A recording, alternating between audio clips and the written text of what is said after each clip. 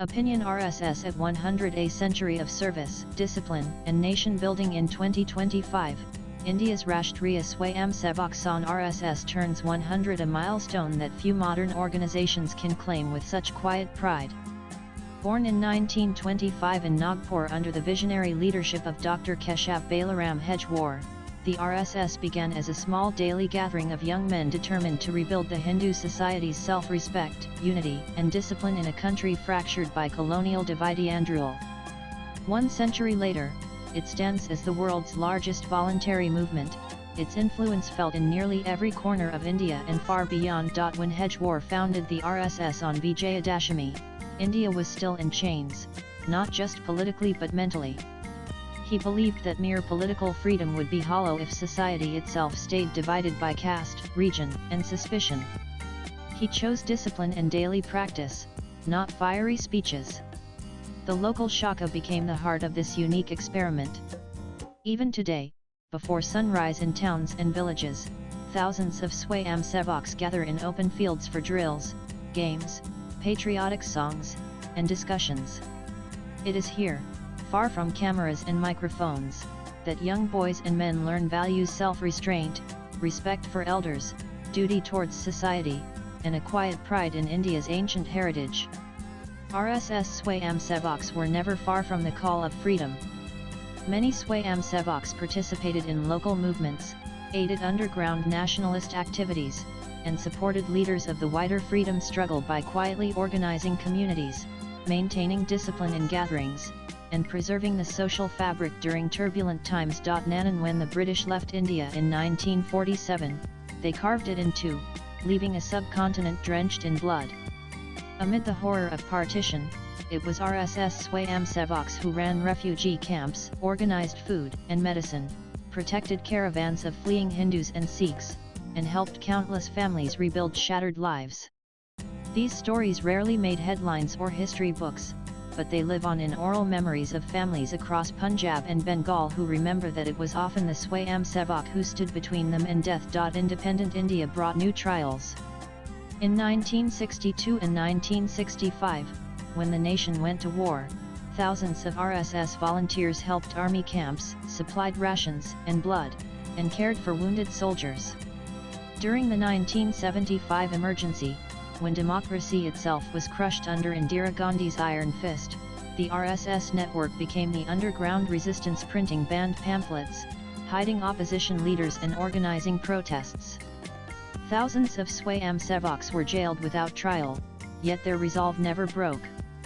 Many would later help restore India's democracy when the emergency was lifted, shaping political movements that still influence the country today. Beyond politics, the Sangh's real power lies in its grassroots presence.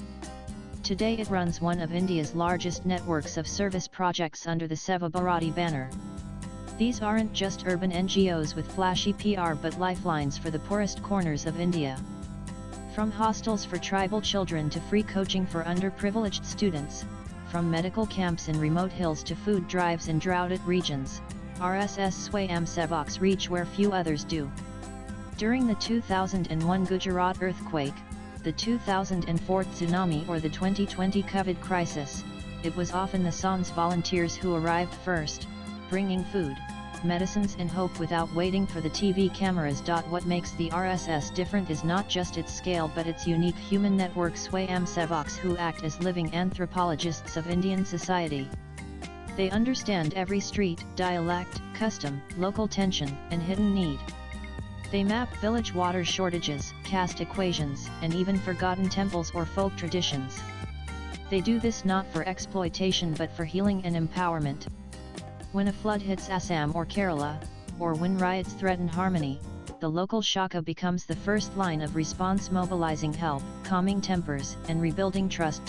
Contrary to the accusations that critics level at it, the RSS has repeatedly proven that its dream is a united Bharat. Its programs to break caste barriers, inter-caste dining, marriages, and local mediation continue to bring communities together. In its ecosystem, parallel organizations which are part of Sangh Parivar, Rashtriya Sevaka Samiti and Akhil Bharatiya Vidyartha Parishad, nurture future generations in self-reliance and service. Even the Ram Mandir movement, once dismissed by Marxists and opposition as fringe, was carried forward not through violence but through decades of patient mobilization, legal battle, and peaceful campaigns that culminated in the historic Pran Pratishtha in January 2024. For millions, that temple is not only a place of worship anymore, it is a civilizational statement that India can no longer be shamed into forgetting who it is. What is less known is how far the Sang's ideals have travelled. As Indians migrated abroad, the RSS quietly inspired the birth of the Hindu Swayamsevak Sangh (HSS) in dozens of countries. Today, from New Jersey to Nairobi, young Indian origin children gather on weekends to learn yoga, Sanskrit shlokas, traditional arts, and festivals. These cultural anchors give diaspora children pride in their identity and keep families connected to India's living traditions. Whether it is raising funds for disaster relief abroad or helping stranded students during lockdowns, the spirit of Seva crosses oceans. Now, as the RSS steps into its next century, its leadership under Sarsang Kalak Mohan Bhagwat is clear about India's modern challenges. The Panch Parivartan 5 broad missions is guiding its future work, protecting the environment through tree plantation and water conservation, strengthening the family as the first school of values, bridging caste and regional divides through daily engagement, promoting healthy, disciplined living and nurturing civic responsibility in every citizen. These goals sound simple, yet they strike at the root problems of a modern society where consumerism and selfishness often overshadow community and tradition. Nanan for its critics, the Sangh remains an enigma too large to ignore, too rooted to dislodge, too silent to be easily understood.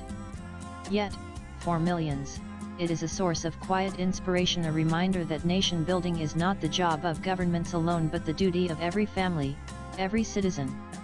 In its daily shakas, modest schools, bustling charity kitchens and quiet disaster camps, the RSS has shown that true patriotism is built on discipline, humility, and relentless service, not on headlines. 100 years ago, Hedgewar or Gurukul Walker could not have imagined the sheer scale their small experiment would achieve.